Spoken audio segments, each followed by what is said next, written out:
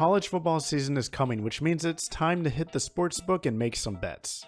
Let's take a look at 8 Heisman dark horse candidates. To clarify what a dark horse is, you have to be outside of the top 10 odds to win the Heisman, which excludes obvious players like CJ Stroud at Ohio State and Bryce Young at Bama, but also a few other less obvious candidates. That being said, let's get started with the first player on this list. Number 7 is Breon Allen. Allen could be the next star running back for a school that has produced college legends like Jonathan Taylor, Monte Ball, Melvin Gordon, and Ron Dane.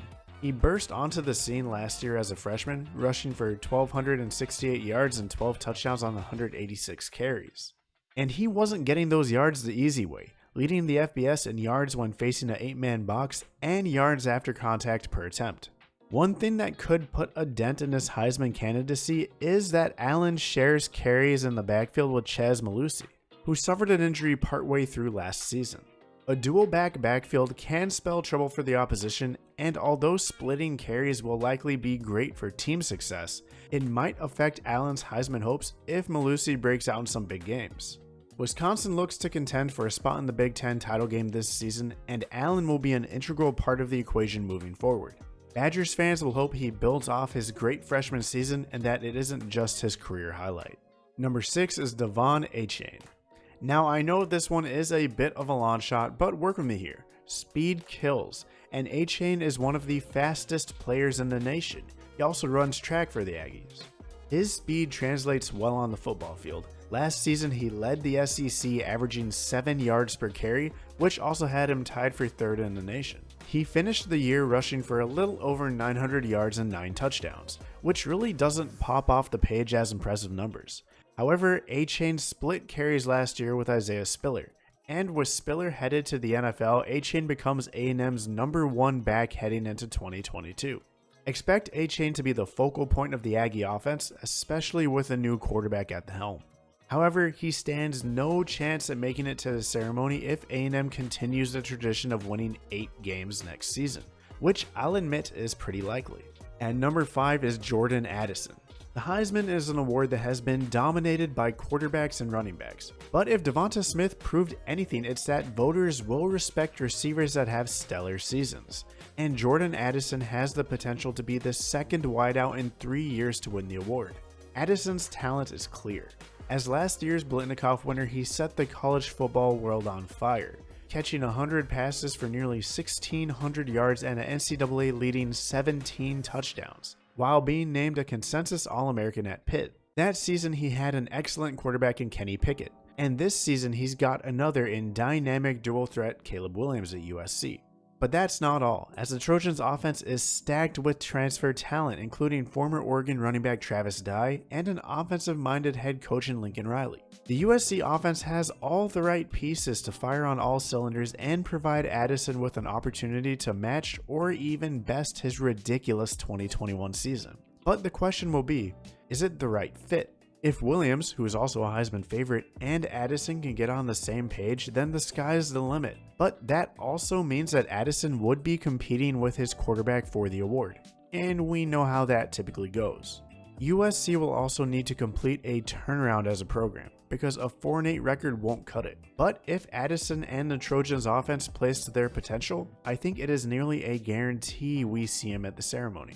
Number 4 is Mohamed Ibrahim. Ibrahim surprised a lot of folks when he decided to stay at Minnesota instead of heading to the NFL draft this offseason. But with the 2021 campaign cut brutally short due to injury, Ibrahim has a chance to solidify his position as potentially the best running back in the nation. His last quote-unquote full season in 2020, he rushed for over 1,000 yards and 15 touchdowns in just 7 games. In his lone 2021 appearance against Ohio State, he rushed for 163 yards and 2 touchdowns. If Ibrahim can fully recover from his injury, the sky is the limit. However, that's a big if. A ruptured Achilles tendon is no small injury to overcome. Minnesota's first real test comes week 4 against Michigan State in a battle of likely undefeated and ranked teams. This game should garner national attention and will provide a lot of insight into Ibrahim's Heisman hopes. At number 3 is Deuce Vaughn. Don't let his small stature fool you. Vaughn will be a huge part of Kansas State's success this season. He is one of, if not the most versatile backs in the nation. coming off a monumental junior season compiling over 1,800 yards from scrimmage and 22 touchdowns. Expect Nebraska transfer Adrian Martinez to feed Vaughn the ball early and often. And if he does, you can bet Kansas State will be putting up some stellar offensive numbers. Last season, K-State finished 8-5, but was competitive in each loss. This season, the Big 12 feels more up for grabs than ever, and I anticipate the Wildcats finish near the top of the conference, especially if Vaughn has the type of season that puts him in the Heisman conversation. However, a lot of pieces will need to fall into place if Kansas State wants to make it to the Big 12 title game, which they likely will need to do if Vaughn stands a chance to make it to the ceremony at the end of the year. The number 2 spot belongs to KJ Jefferson. Jefferson is one of the more popular choices as a dark horse candidate, and it's easy to see why. He helped turn the Arkansas program around last year, leading the Hogs to a 9-4 record in his first full season as a starter, and their first ranked finish since 2011. Throwing for over 2,600 yards, 21 touchdowns, and only 4 interceptions, Jefferson was also a threat on the ground, rushing for 664 yards and 6 additional scores. Although he lost a great weapon in Treylon Burks, Arkansas did manage to snag Jaden Hazelwood from the transfer portal and looks to be in good shape for another great season offensively. While Jefferson's talent is unquestionable, a huge roadblock to his Heisman candidacy is going to be Arkansas's schedule.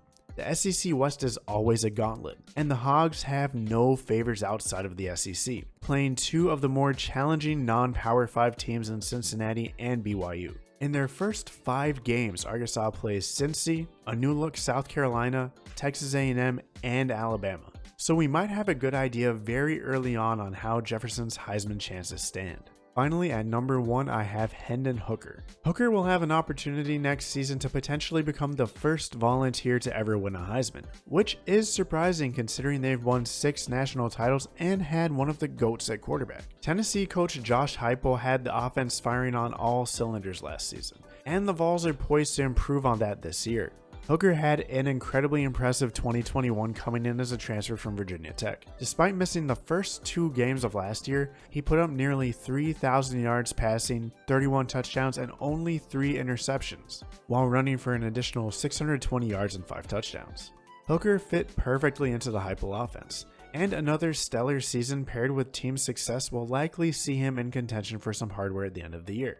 That is where the challenge lies, as Tennessee, despite improving last year, still only won 7 games. The SEC gauntlet is rough, especially when you have Alabama and Georgia on the schedule, but that also provides Hooker with 2 great opportunities to have a Heisman moment. If you want to see another controversial tier list, check out this video here, and as always, have a great day and see y'all at the next one.